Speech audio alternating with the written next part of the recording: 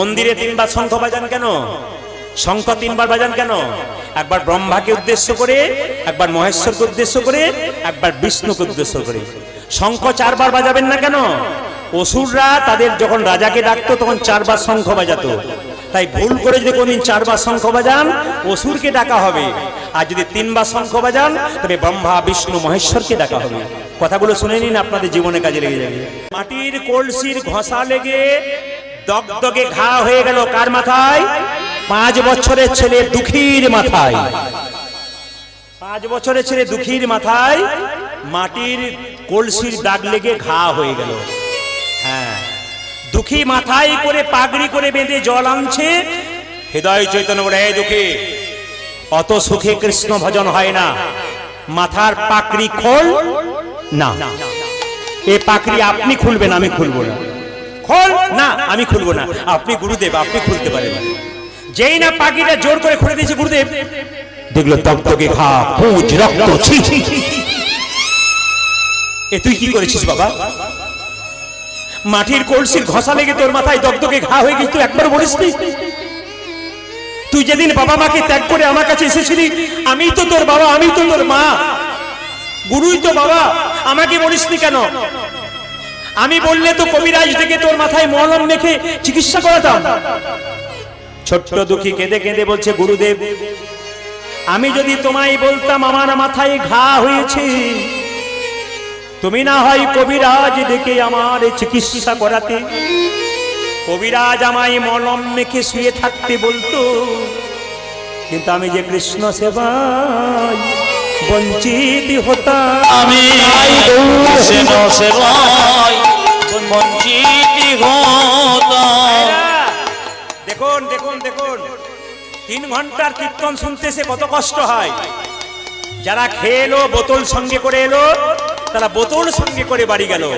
কিন্তু দুঃখীর দিকে তাকান, দুঃখী বলছে, আমাকে মলম মেখে শুয়ে থাকতে বললে আমি তার জল আনতে পারতাম না, কৃষ্ণ সেবা করতে পারতাম না, ওই জন্য মাথায় পাগড়ি বেঁধে দিতাম।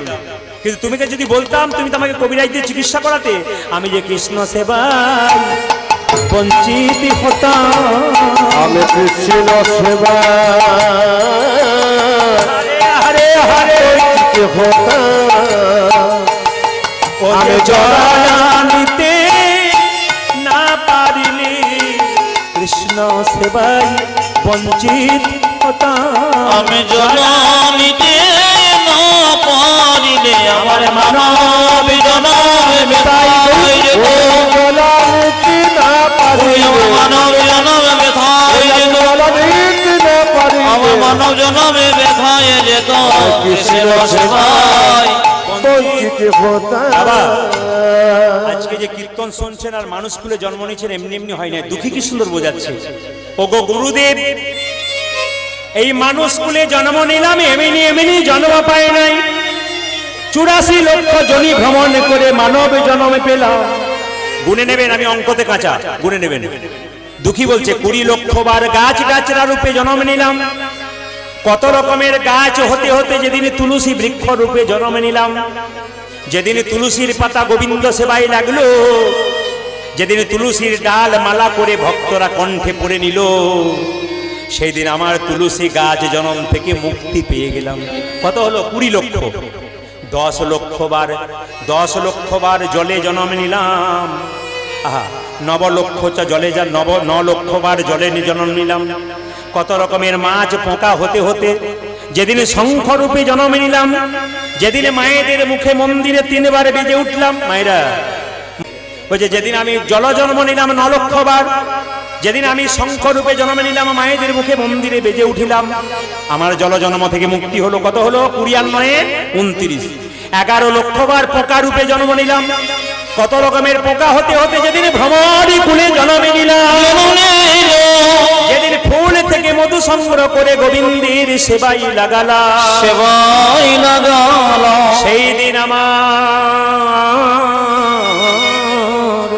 সেই দিন আমার পোকা জন্ম থেকে মুক্তি হয়ে গেল। কত হলো বলুন? কত হলো? 29 29 হলো, আর 11 কত হয়? 29 আর 11 কত হয়? জোরে বলুন। 40। 10 লক্ষ বার পাখি কুলে জন্ম নিলাম।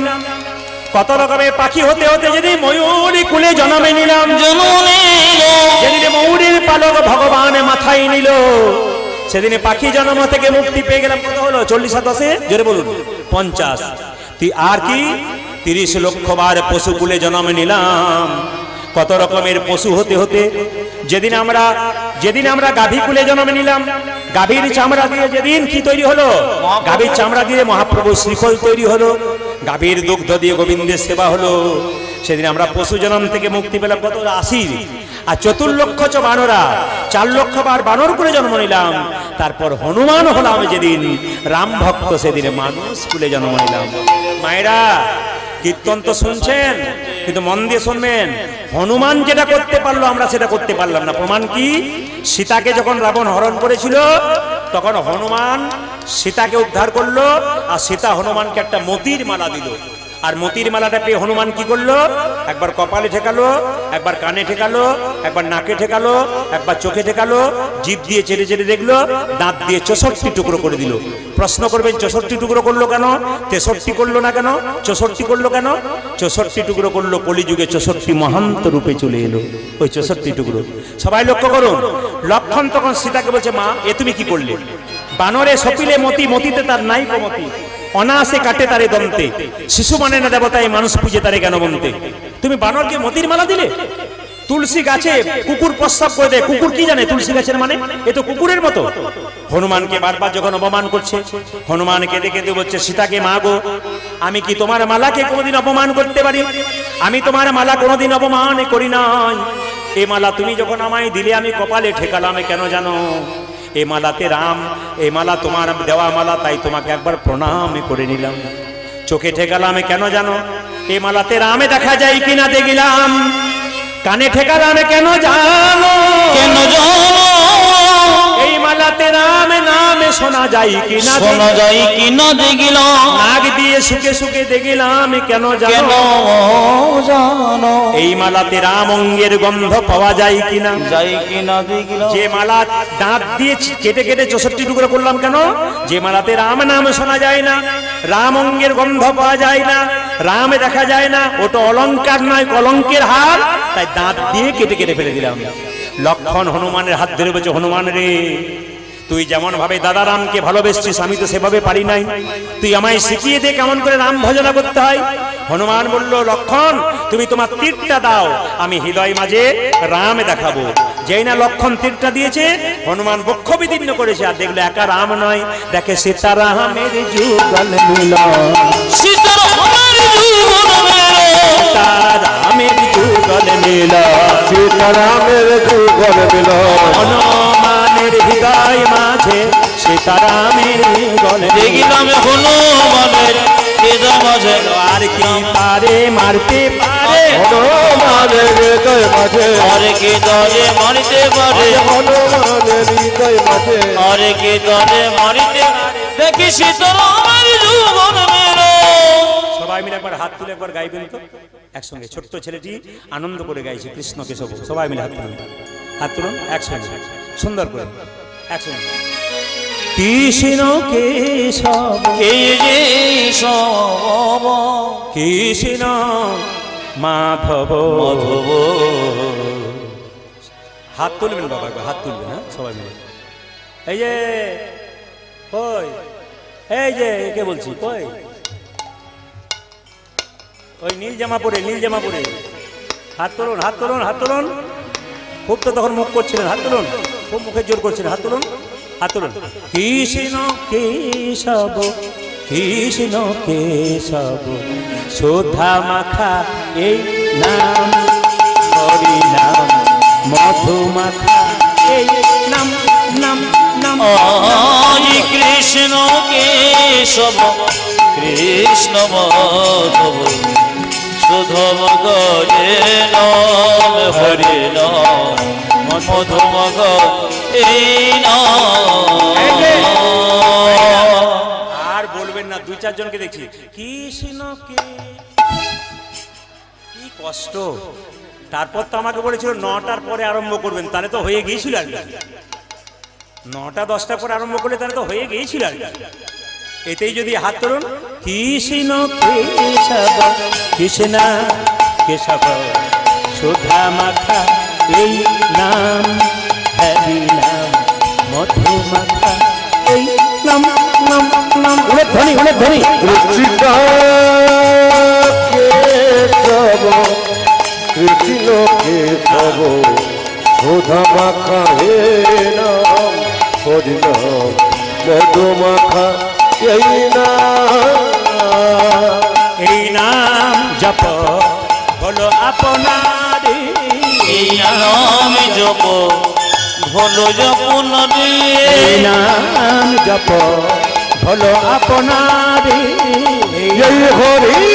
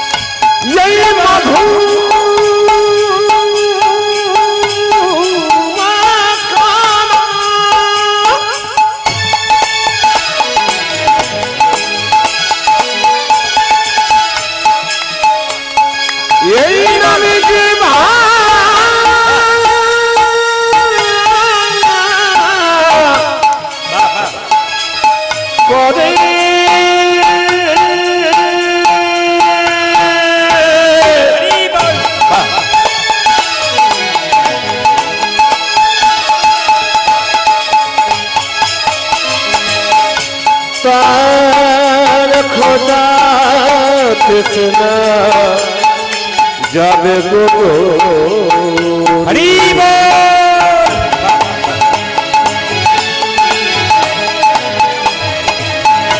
এ মধুমাখানা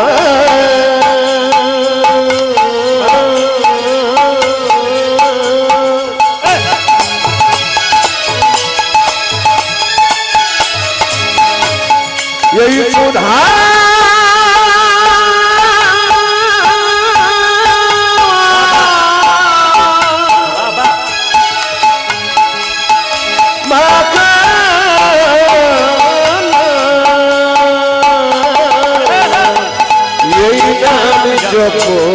হলো আপন মানে যাবে তৃষা প্রেম পারাবারে এই নাম জপ হলো যপন রে দূরে যাবে কৃষ্ণ নাম বলো রে জাপরে জাপরে জাপরি রসনা জপরে জপরে জপরে রসনা জাপরে জাপরে জাপরি রসনা অজে জপরে জপরে জপরে রসন সুধা মাখা এই নাম হরি নাম মধু মাখা এই নাম নাম নাম হরি কৃষ্ণ কেশব কৃষ্ণ মাধব শোভম হরে হরে মধুমখ এই নাম বলো না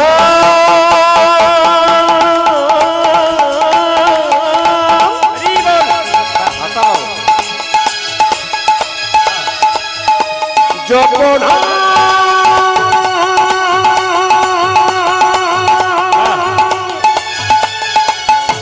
এই কৃষ্ণ কৃষ্ণ না